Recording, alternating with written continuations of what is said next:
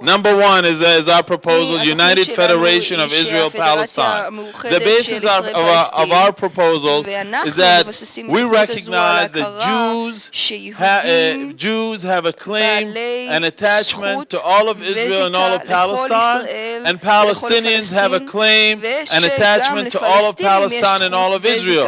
So that being the case, we recognize that there cannot be separation, but we also recognize that Israelis and Palestinians want self-determination and want security. So we are proposing two states but one country. States similar to the United States of America, like New York and New Jersey, with one federal government where each state contributes 50% of the parliament to the federal government, and each state has its own parliament. Israel would have its own Jewish parliament, Palestine would have its own Palestinian parliament, but in terms of the federal parliament, it would be 50-50, and the basis of this country, the United Federation, would be the free movement of labor and people. That means everyone can live and work where they want to, they can travel where they want to, and we recognize that this will cause probably anxiety to a lot of people, thinking if there's a sudden movement of people from one state to others, so we allow each state to limit the number of people who move to it permanently to no less than 50,000 per year. But the basis of ours is that we're opposed to separation. We think Jews and Palestinians can live where they want to. There would be one common military, but at the same time, for additional security, each state would have its state national guard. For example, Israel can take all of its military for the country of Israel and make it the national guard of the state of Israel to give both sides the extra security that they need until they can adjust to living together as one country. There will be one economy.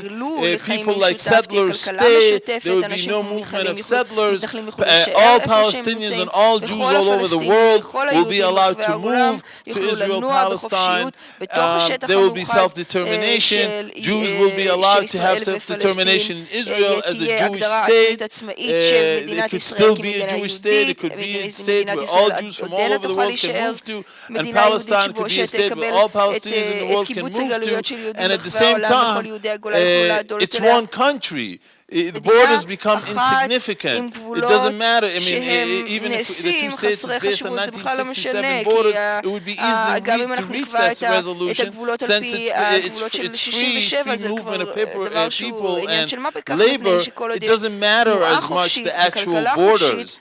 And this is the only plan we felt that gives both sides most of what they want. Since Palestinians have attachments to all of Israel, the fact that they can go back and forth as they please, they can live where they want to please, the fact that Israelis have attachment to all of Judea and Samaria, the fact that they can live there, borders don't become as significant, the borders become less significant. The fact that Jerusalem will be the capital of that country, Jerusalem will not be an issue anymore. Everyone can go to Jerusalem, everyone can live in Jerusalem, and this is what we're asking for. We're asking for equality under the law, and yet we're giving protection and security and independence and self-determination for both people to live as they want to, as they feel they need to. And by the way, we are also having another conference on December 9 in Beit Jala. The focus is more on these type of solutions like federation and confederation, and we invite you to come to that also. Thank you.